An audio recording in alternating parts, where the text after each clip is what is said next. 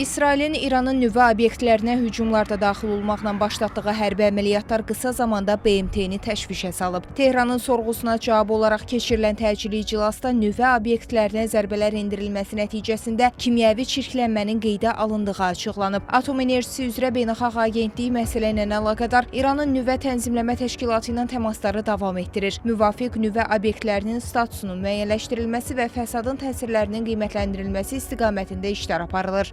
Agentliyin baş direktoru Rafael Grossi nüvə obyektlərinə hücumu sərt qınayaraq çirklənmə sahəsinin idarə olunması yönündə tədbirlərin davam etdiyinə işarə edib.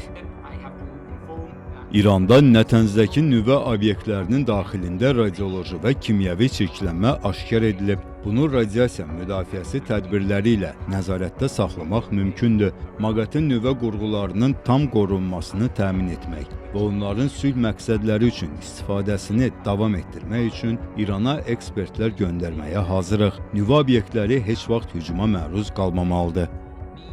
Son məlumatlara əsasən İsrailin zərbələri nəticəsində Nətənz nüvə obyektinin yerüstü zənginləşdirmə qurğusu sıradan çıxarılıb. Analitiklər bildirirlər ki, sözügedən obyektlərin mütəmadi hədəfə çevrilməsi vəziyyəti təkcə İran üçün deyil, bütün region üçün qəliz məcraya sürükləyə bilər. Həm cənubda, həm şimal ərazilərində bu obyektlər var. Yəni İsrailin zərbələrindən sonra artıq bu üzə çıxdı ki, bəli, bu obyektlər müxtəlif ərazilərdə var idi. Məsələ təkcə İranla məhdudlaşmır, eyni zamanda əgər belə bir çirklənmə varsa və bu çox böyük ölçüdə olacaqsa, bu ümumilikdə regional müstəvidə əhatə edəcək bir məsələdir. Xüsusilə nəzərə almaq lazım idi ki, İsrailin əsas hədəfində olan məhz uranın zənginləşdirildiyi obyektlər idi və həmin obyektlərin vurulması da bölgədə ciddi şəkildə kimyəvi və bioloji çirklənmənin meydana gəlməsinə şərait yaradan amillərdəndir. Təhlillər göstərir ki, nüvə təsisatlarına zərbə endirilməsi əslində İranı küncə sıxışdırmağa bərabərdir. İsrailin İranı dolayısıyla nüvə razılaşmasına gətirmək üçün belə bir manevr etməsi isə istisna edilmir. Zeynəb Mirzəyeva,